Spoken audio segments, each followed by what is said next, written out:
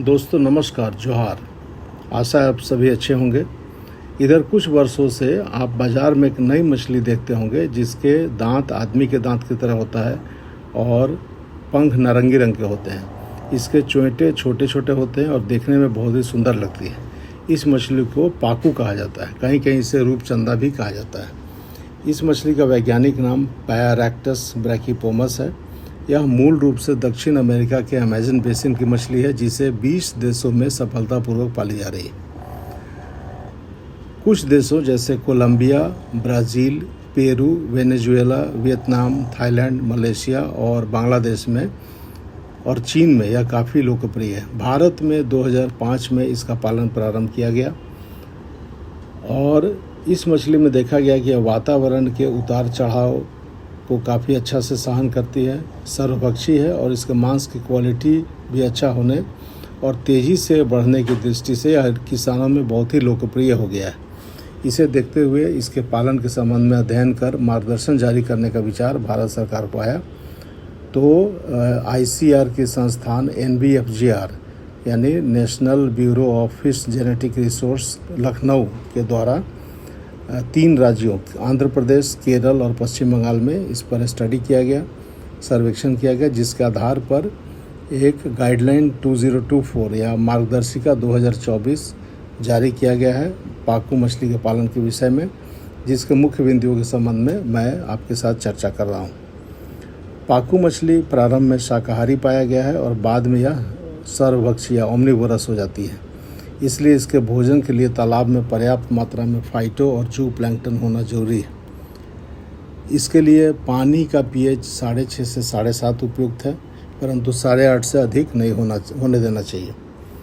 पानी का स्तर 1.5 मीटर या लगभग 5 फीट बनाए रखें और पानी में घुलनशील ऑक्सीजन 5 ppm से कम नहीं रहना चाहिए, जिसके लिए हो सकता है कि आपको पैडल व्हील एयरेटर लगाना पड़े। तालाब की तैयारी के लिए और इसमें गाय का गोबर और सिंगल सुपर फॉस्फेट देना चाहिए। पूरे कल्चर पीरियड में बताया गया कि 3 टन गाय का कच्चा गोबर उसके साथ 10 किलो सिंगल सुपर फॉस्फेट प्रति टन के हिसाब से मिलाकर देना चाहिए। नहीं तो मुर्गी का बीट भी 1.5 से 2 टन प्रति हेक्टेयर दिया जा सकता है। यदि तालाब की तैयारी आप महुआ की खल्ली से किए हैं तो गोबर या बीट देने की आवश्यकता नहीं। बीज के संबंध में मार्गदर्शन दिया गया है कि बीज अच्छे स्रोत से लेना चाहिए, अच्छी गुणवत्ता का लेना चाहिए और एक ही आकार का लेना चाहिए। बीज रोग मुक्त हो और किसी बाहरी सामान को नज़दीक लाने पर तुरंत सक्रिय हो जाए यानी एक्टिव हो जाए।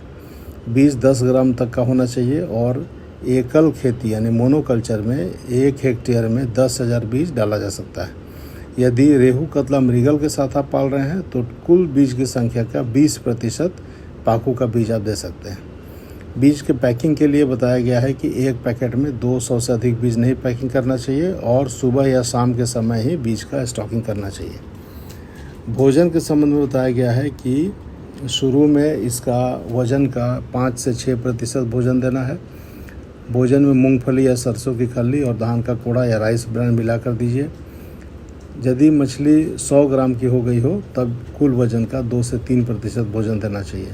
आजकल फैक्ट्री में बना फीड भी मिल रहा है जिसे दिया जा सकता है। 30% प्रोटीन वाला फीड अच्छा रहेगा।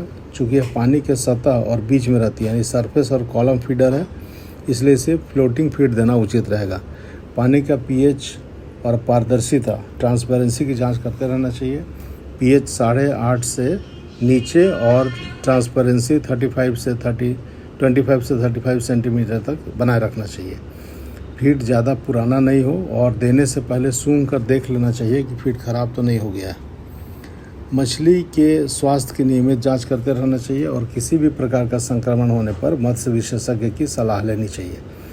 तालाब में चूना का प्रयोग नियमित रूप से करते रहना चाहिए और समय समय पर 10 से 15% पानी को बदल देना चाहिए। इसके वृद्धि के संबंध में पाया गया कि आंध्र प्रदेश में 7 माह में 1100 ग्राम, केरल में 8 माह में 800 ग्राम और पश्चिम बंगाल में 12 माह में 1300 ग्राम की इसकी वृद्धि पाई गई। मछली के निकासी के लिए बाज़ार को देखते हुए निकासी करनी चाहिए और निकासी के बाद उसे मारने के लिए 4 से 5 डिग्री के ठंडे पानी में उन्हें रखना चाहिए। बाज़ार में भेजने से पहले क्रेट में एक अस्तर मछली और एक अस्तर बर्फ़ का लगा के पैक करना चाहिए। मछलियों के निकासी के बाद मार्गदर्शिका में दिया गया है कि तालाब को पूरी तरह सुखा लेना चाहिए और संभव हो तो ऊपर की एक सतह मिट्टी को निकाल देना चाहिए। पाकू या रूपचंदा को किसी भी जलाशय या नदी में नहीं छोड़ना चाहिए, नहीं तो यह हानिकारक हो जाएगा।